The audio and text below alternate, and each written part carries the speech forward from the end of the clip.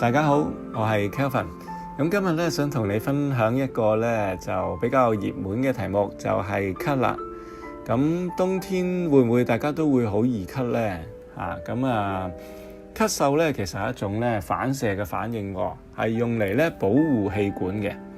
咁氣管咧有一種感覺啦，當我哋嗰個咳嗽前咧，嗰個喉嚨有啲痕癢嘅感覺嘅。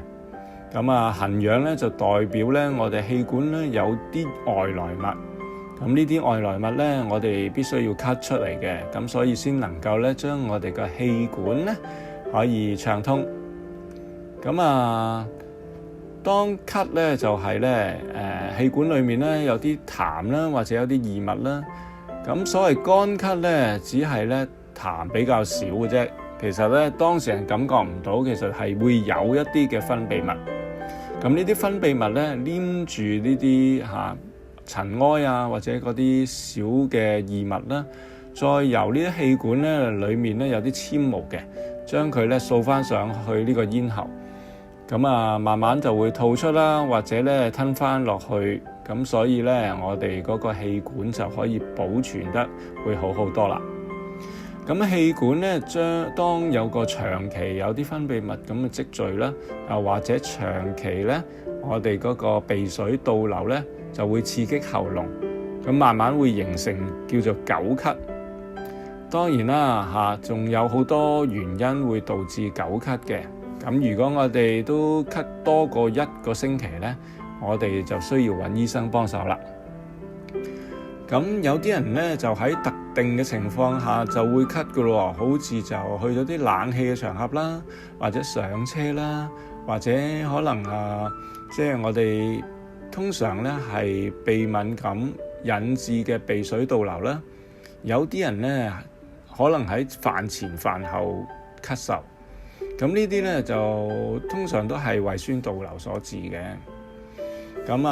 另外咧就氣管敏感係唔係等於咧嗰個哮喘呢？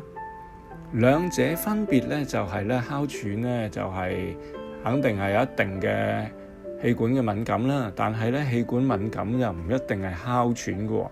咁呢啲咧就需要咧醫生咧做一個測試，幫你哋咧去 check 先至知道嘅。有啲人咧覺得咧就誤以為咧咳嗽咧耐咗就會變成哮喘，但實際上咧係唔會嘅。慢性氣管問題咧都會咧包括哮喘啦、氣管擴張啦，或者咧慢性氣管炎嘅。哮喘係咩嚟嘅咧？哮喘咧就係人咧就係一個天生嗰個體質敏感。啱啱碰到啲致敏原咧，咁就會發病。咁通常咧半夜會咳啦，就冇痰啦。但係調翻轉有咳嘅時候咧有痰嘅時候咧咳到啲痰，咁差唔多好嘅咯噃。相反啦，支氣管擴張咧咳嗽通常喺早上會多啲嘅，同埋有痰。但係個原因咧，我哋都唔係好知。咁至於慢性氣管炎咧，就要可能會同長期吸煙有關，所以必須要戒煙。好啦，患有呢個慢性嘅氣管嘅問題嘅人咧，氣管裡面咧就多數都係有啲黏膜腫脹會增加分泌啦，又或者係咧支氣管擴張後咧，氣管裡面嘅纖毛咧就冇辦法咧掃走啲分泌物，咁兩樣都會令到咧啲痰咧就會積聚啦，會誘發咳。咁仲有一樣嘅大家需要留意咧，就係嗰個肺癆啦，因為肺癆病菌好似絕咗跡，其實唔係，因為咧而家呢個零星好多個案咧都會慢慢又會翻嚟。咁所以當你哋覺得有需要咳多過1個月嘅時候咧，你就需要真係要去見醫生，或者去真係用 X 光可以照個肺部先至得啦。咁仲有而家嘅好流行嘅武漢肺炎啦，咁呢個我諗我哋都要好好保護我哋自己。如果發現到長期都會咳嗽咧，咁唔好吝嗇啦，一定要揾你哋嘅醫生。多謝大家。